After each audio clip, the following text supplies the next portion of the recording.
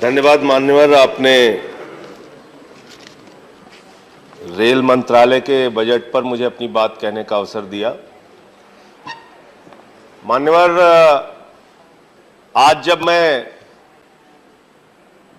सदन में आ रहा था, बिहार के बहुत सारे लोग, नौजवान साथी घर पर मिलने आए और उन्होंने अपनी पीड़ा व्यक्त की। मान्यवर, 2019 में उन्होंने रेलवे भर्ती बोर्ड के द्वारा निकाली गई परीक्षा में प्रारंभिक परीक्षा पास कर ली, मुख्य परीक्षा पास कर ली, चिकित्सा की जांच पास कर ली और 2019 से लेकर आज तक 3 साल हो गए। मान्यवर, 8 से 10 हजार नौजवान ऐसे हैं जिनको नियुक्ति नहीं मिली, जिनको आज तक ज्वाइनिंग नहीं मिली। यह बेरोजगारों के प्रति आपका रवैया है, बहुत ही दुर्भाग्यपूर्ण और पीड़ादायक है। और जब वो रेलवे भर्ती से पीड़ित नौजवान छात्र प्रयागराज में सड़कों पर उतरते हैं, पटना में सड़कों पर उतरते हैं, तो आप अपने ही देश की धरती पर उनके साथ दुश्मनों जैसा व्यवहार करते हैं। आंसू गैस के गोले छोड़ते हैं, लाठियों से उनको पिटवाते हैं, घर में घुस घुस के उनको मरवाते हैं, पिटवाते हैं। ऐसा व्यवहार करते हैं जैसे मालूम पड़ रहा है कि वो दुश्मन देश के नागरिक हैं। ये इस देश के नौजवानों के साथ खिलवाड़ मत कीजिए। और बेरोजगारों के प्रति आपका रवैया क्या है? हर जगह रेलवे में मानव ठेका प्रथा घुसेड़ दिया गया है। सफाई कर्मचारियों में ठेका प्रथा, स्टेशन के मेंटेनेंस में ठेका प्रथा, सिग्नल के मेंटेनेंस में ठेका प्रथा, बिजली के मेंटेनेंस में ठेका प्रथा, कोच के मेंटेनेंस में ठेका प्रथा। और ये ठेका प्रथा जब आप लेके आ रहे हैं तो एक तरफ आप रोजगार को मिटाने और खत्म करने का काम कर रहे हैं और दूसरे तरफ इस देश के दलितों के साथ, पिछड़ों के साथ, आरक्षण की व्यवस्था के साथ आप खिलवाड़ करने का काम कर रहे हैं, उनका हक मारने का काम कर रहे हैं आप।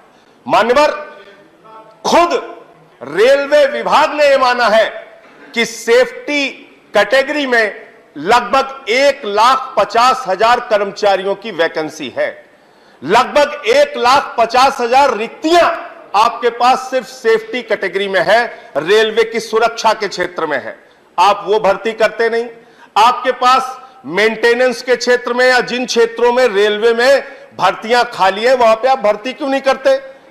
3 लाख भर्ती अगर रेलवे विभाग चाहे तो पक्की सरकारी कर्मचारियों की कर सकती है, लेकिन आपको पिछड़ों का हक मारना है, दलितों का हक मारना है, निजीकरण करना है, सरकारी व्यवस्था को खत्म करना है।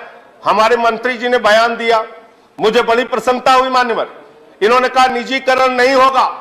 अब पता नहीं वित्त मंत्री और रेल मंत्री एक साथ बैठते हैं कि नहीं बैठते हैं, दोनों लोग आपस में चर्चा करते हैं कि नहीं करते हैं। वित्त मंत्री जी कहती हैं रेलवे की 26% संपत्तियां हम बेचेंगे, लगभग 1,50,000 करोड़ रुपए रेल की संपत्ति बेच के हम अर्जित करने का काम करेंगे। और मेरे पास तारीख है, 31,000 करोड़ रुपए की टेंडर इन्होंने निकाला, जिसमें से मात्र 7,200 करोड़ रुपए का इनको आय हुई, बाकी लोगों ने टेंडर में हिस्सा ही नहीं लिया।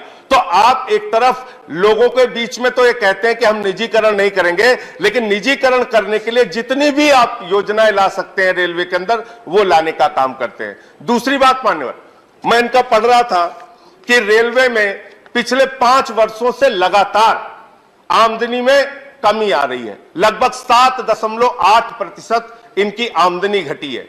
आमदनी भले ही रेलवे की घट रही हो, भले ही आपने पिछले दिनों में रेलवे के प्लेटफॉर्म की टिकट 50 रुपए कर दिया हो, पैसेंजर के किराए को आपने 3 गुना वृद्धि कर दिया हो, बाकी चीजों में वृद्धि कर दिया हो, लेकिन आपकी आमदनी 7.8% घटी। ये आंकड़े बताते हैं। लेकिन उसके बावजूद आप अपने राजनीतिक कारणों से रेलवे को घाटा पहुंचाने के लिए तैयार रहते हैं। आप अपने राजनीतिक कारणों से रेलवे का नुकसान करने के लिए तैयार रहते हैं।